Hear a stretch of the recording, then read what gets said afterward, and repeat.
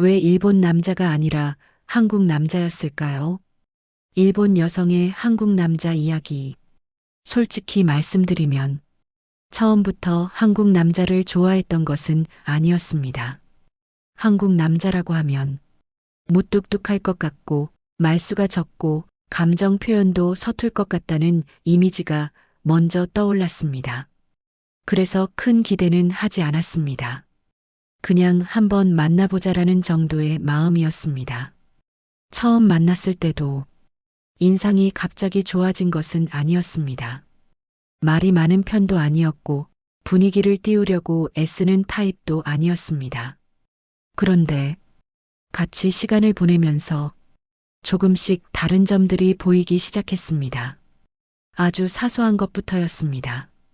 일본 남자와 데이트를 할 때는 보통 이런 흐름이 많았습니다. 어디 갈까요? 뭐 먹고 싶으세요? 아무데나 괜찮으세요? 처음에는 그게 배려라고 생각했습니다.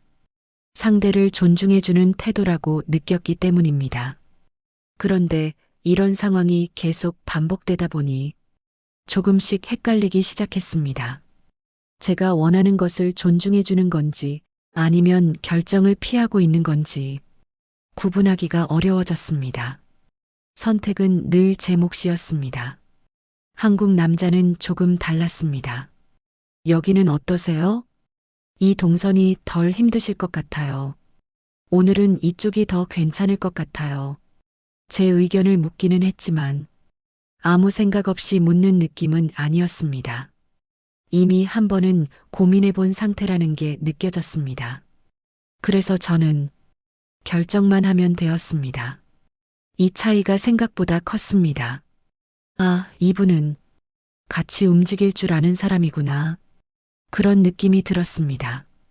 일본 남자분들은 정말 예의 바르고 친절합니다.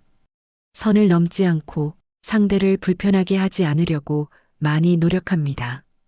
그 점은 분명한 장점입니다. 하지만 가끔은 그 선이 너무 분명해서 혼자인 느낌이 들 때도 있었습니다. 한국 남자는 선을 넘지는 않으면서도 옆에는 확실히 있었습니다. 밤이 늦어지면 집에 어떻게 가는지 먼저 물어봐 주셨고, 비가 오면 굳이 말하지 않아도 우산을 챙겨주셨고, 제가 피곤해 보이면 괜히 더 걷지 않도록 속도를 맞춰주셨습니다. 이런 행동이 한두 번이었다면 그냥 친절한 사람이라고 생각했을지도 모릅니다. 그런데 이런 모습이 계속 반복되다 보니 느낌이 달라졌습니다. 여성을 대하는 태도에서도 차이를 느꼈습니다. 일본에서는 폐를 끼치지 않는 것이 굉장히 중요한 가치입니다. 그래서 연애에서도 상대의 문제에는 최대한 개입하지 않으려고 합니다. 그게 존중이라고 배워왔기 때문입니다. 하지만 저는 가끔 이렇게 느꼈습니다. 지금 우리는 같이 있는데 문제는 각자라는 느낌이구나.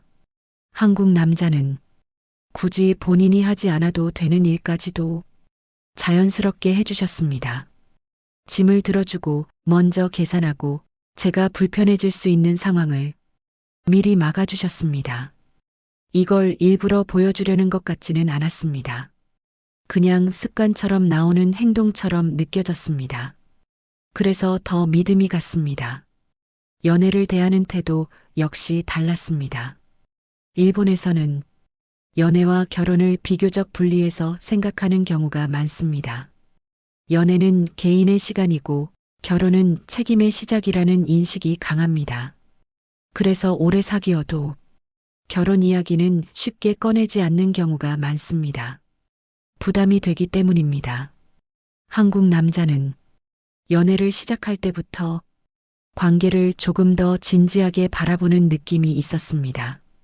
결혼 이야기를 자주 꺼내지는 않았지만 태도에서 느껴졌습니다. 이 관계를 가볍게 생각하지는 않는구나. 그게 부담스럽기보다는 오히려 마음이 편해졌습니다.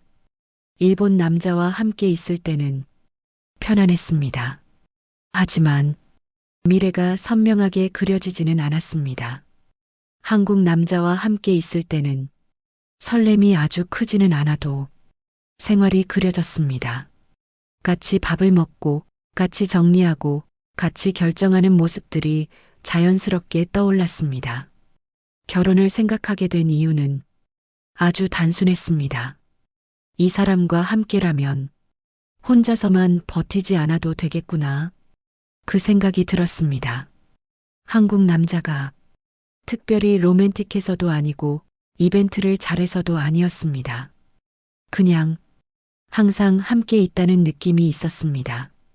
생활력도 중요한 부분이었습니다. 요리, 집안일, 돈 관리. 완벽하지는 않았지만 이건 제가 다 해야겠구나라는 느낌은 아니었습니다. 같이 하면 되겠다는 느낌이었습니다.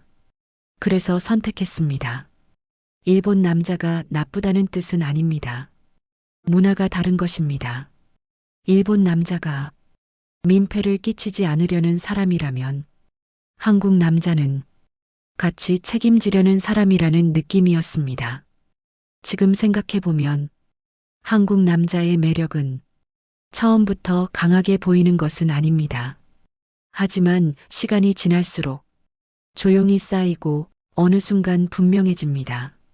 무뚝뚝하지만 자상하고 말수는 적어도 책임감 있고 튀지는 않지만 믿을 수 있는 사람.